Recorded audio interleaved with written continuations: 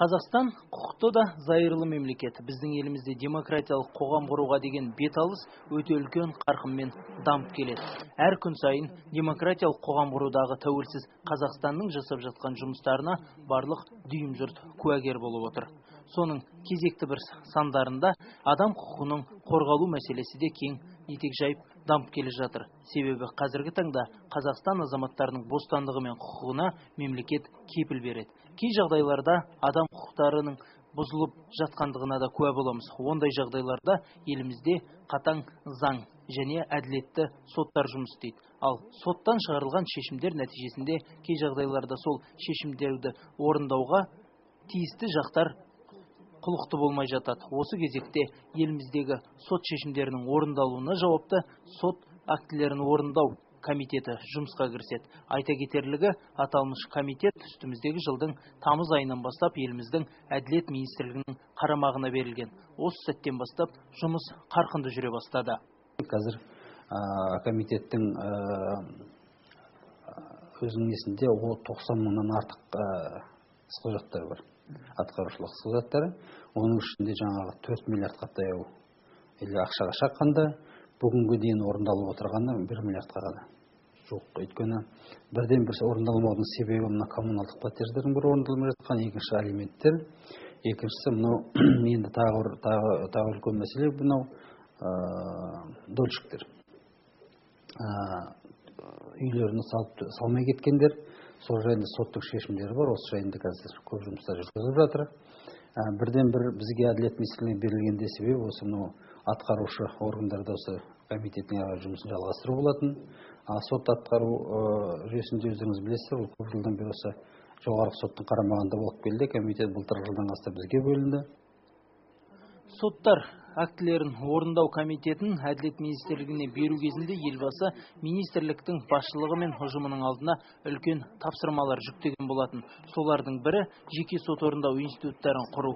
Бұлар мемлекеттік сот орындау институттары негіздерін басты принциптерге ала отырып жұмыс істейді. Бірақ бұл өз кезегінде еліміздегі жеке кәсіпкерлікті дамытуға да жеке үлесін қосады. Себебі осы салаға негізделген азаматтар өзінің жеке ісімен айналысуға толық мүмкіндік алады. Ал екінші жағынан мемлекет тарапында жатқан көптеген мыңдаған сот актілерін орындауға бірден бір көмекші рөл атқарады.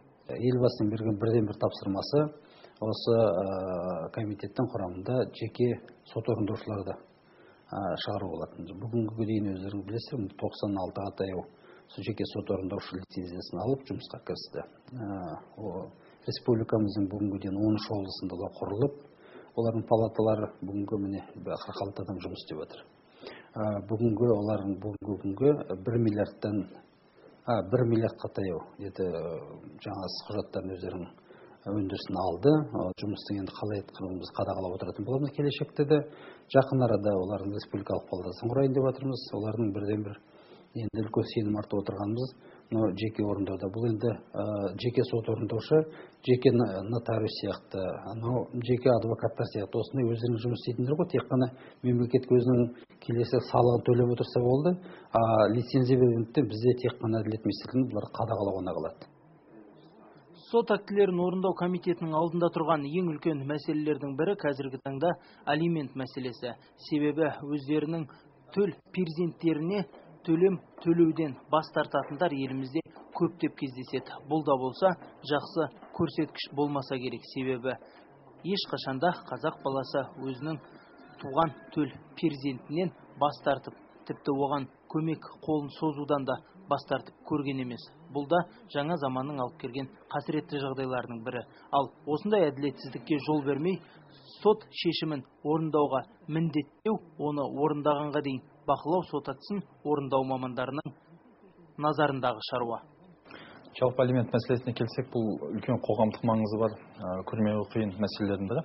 Мұнда үлкен әлеуметтік маңызы бар мәселе. Бұны яғни қоғам болып күресуге тиіс. Жалпы тек сот актілері орындау комитетінің шеңберінде болғанмен кешенді түрде айналысатын істердің бірі. Алимент мәселесіне келетін болсақ, мұның қиындығы ол тек бір жылға ғана созылмайды. Ол бірнеше жылға кетуі мүмкін және ара-тұра кезең-кезеңмен де төленіп отыруы мүмкін. Бүгінгі таңда алимент мәселесіне келетін болсақ, комитет тарапынан үлкен жұмыстар атқарылуда. Яғни мынау мысалы алиментті төлеу туралы бірнеше ақпараттық бізде бейнероликтер түсіріліп, түрлі каналдар бойынша таратылу үстінде. Оның үстіне келетін тағы қосымша келетін болсақ, белбордтар даярланып, мынау үлкен қалалардың, елді мекендердің, халық көп жүретін жеріне көрнекі жерлерінде қойылып, яғни осы үгіт насихат жұмыстары жүргізіліп жатыр. Ал енді бәрібір де алимент төлеу деңгейі өсіп кете қойған жоқ үлкен көлемде, шын мәнісінде келгенде. Бұған қандай жайт себеп болуда? Біріншіден, мысалы, борышкерлердің көп бөлігі жұмыс жасамайтын бөлігі бар. Екінші бір бөлігі жұмыс жасағанмен де өзінің шынайы табысын жасырады. Мұндай жағдайларда кездеседі. Үшінші, мысалы, әлеуметтік жағдайы өте жақсы, бірақ білмеймін, отбасында қалыптасқан жағдайға байланысты ма, алимент, яғни өзінің өзегін жарып шыққан перзентіне алимент төлеуден жалтаратын адамдар да кездеседі. Қазақстан Республикасында енді сіз үшін Әділет министрлігінің құқықтық ақпараттық қызметі жұмыс істейді. Егер сізге тегін құқықтық көмек қажет болса, бізге хабарласыңыз. Біз сіздерге мемлекеттік органдардың уәкілеттіктері мен қызметтері барлық жұмыс түрлерін лицензиялау тәртібі туралы кеңес береміз және заңнама нормаларын түсіндіреміз. Қазақстанның кез келген облыс орталығынан бірыңғай телефон нөміріне тегін хабарласасыз. Құқықтық ақпараттық қызмет, біз көмектесуге дайынбыз. Сот актілерін орындау комитеті тұрақты түрде айлықтар жүргізіп тұрады. Аталмыш айлықтардың барысында өте күрделі жұмыстар жасалып, соның нәтижесінде көптеген сот шешімдерін орындау нәтижелі аяқталып жатады. Мысалы, осы жуырда жүргізілген айлық барысында елімізде 95 мыңға жуық атқару құжаты тіркелген болса, соның 35 мыңы тек осы айлық барысында атқарылып үлгерілген. Бұл өте үлкен нәтижелі жұмыс. Ал соңғы кездері қарыздарының сомасы тіптен шектен шыққан азаматтарда кездесіп жатады. Мысалы, Астана қаласының бір тұрғыны электр жарығын беріп отырған мекемеге 600 мың теңгеге дейін қарызы бар екен. Осы атқарушылық іс жүргізу барысында сот орындаушылармен бірқатар шаралар жүргізілді. Мәселен, Астана қаласындағы солтүстік шығыс ықшам ауданында борышкерді анықтау барысында ол өз пәтеріне коммуналдық төлемді төлемеген үшін 600 мың Астана энергосбыт акционерлік қоғамына қарыз екені анықталды.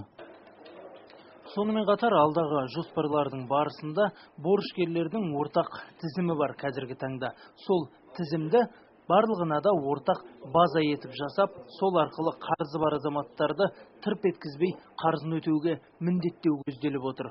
Ол барлық жұмысты автоматтандыру нәтижесінде жүзеге асуы мүмкін. Сол кезде қарызы бар адамды барлық мемлекеттік мекеме қызмет көрсетуден бас тарта алады.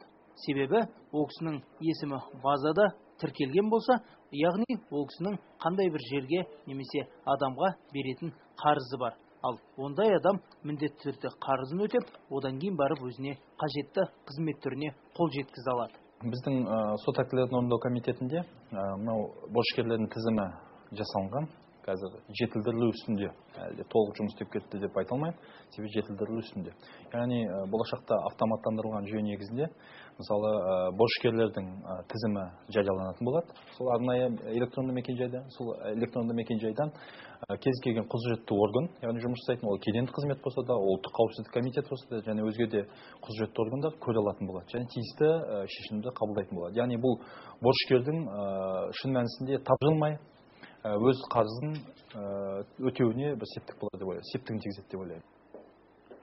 Министрлік тарапына сот актілерін орындау комитеті жаңадан енгендіктен, бұл комитет барысында қордаланған мәселелерді шешуде жүйелі түрде тез арада жүзеге асырылу керек деп есептейді басшылар. Себебі сот актілерін орындау мамандарының басындағы мәселелері көптеп табылып жатады.